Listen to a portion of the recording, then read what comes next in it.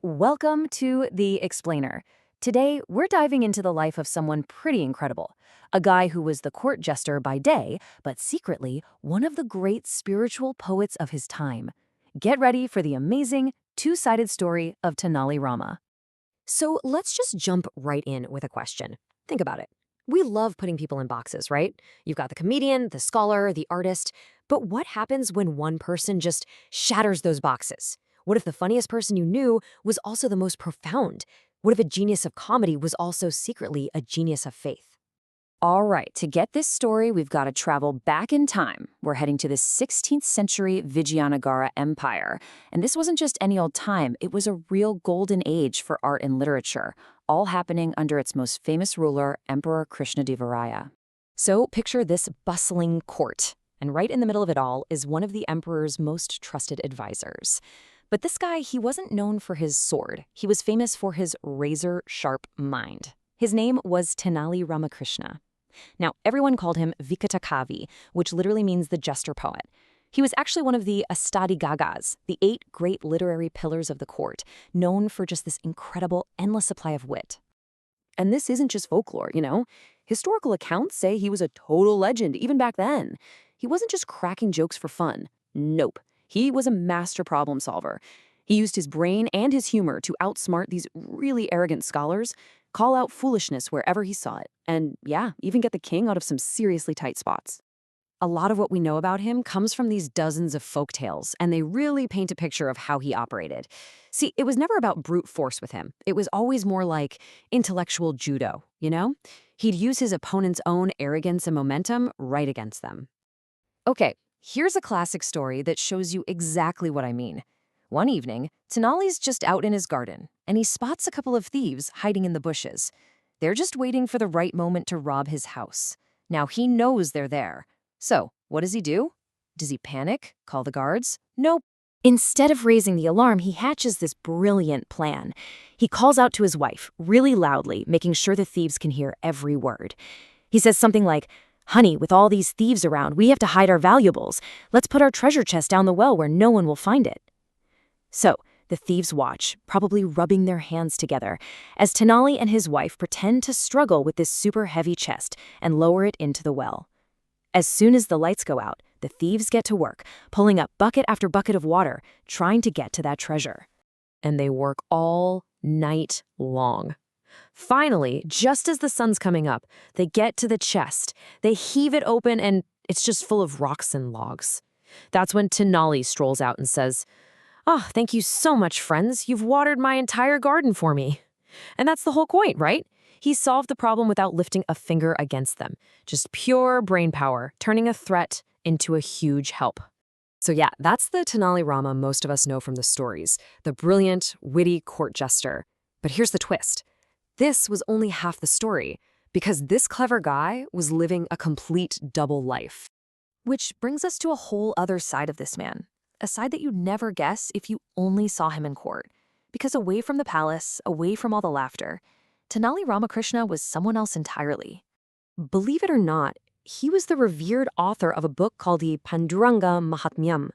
And this wasn't just some hobby. We're talking about a masterpiece of religious poetry, considered one of the 5 great kavyas, the great epic poems of all Telugu literature.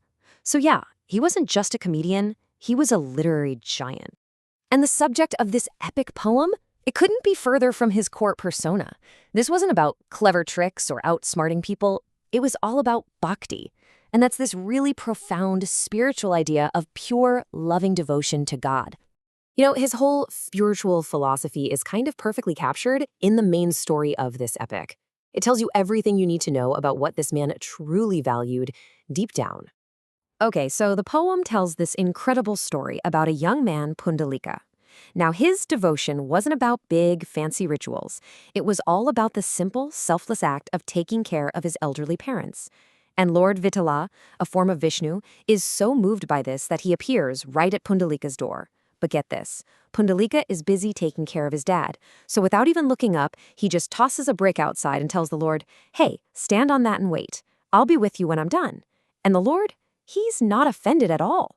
He's thrilled by this pure dedication to duty over ceremony and agrees to wait on that brick forever.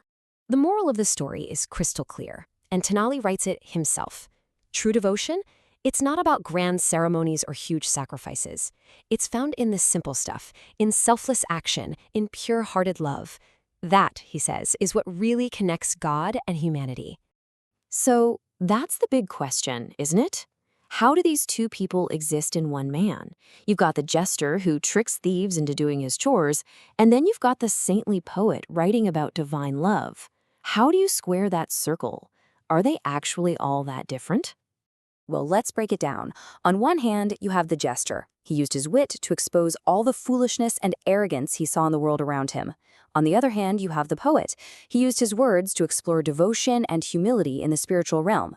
The jester valued cleverness to get to the truth.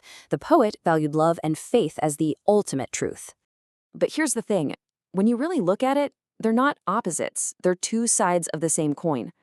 Both his jokes and his poetry were aimed at the exact same thing, cutting through all the pretense. His humor sliced through the egos of arrogant people, and his poetry sliced through empty rituals to get to the real heart of faith.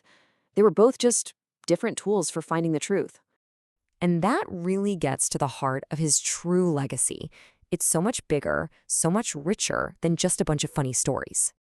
I mean, think about it. Tenali Ramakrishna walked two different spiritual paths in his life. He was born a Shaivite, a follower of Shiva, and even wrote serious stuff about it. But later, he became a Vaishnavite, a devotee of Vishnu, and that's when he wrote his masterpiece.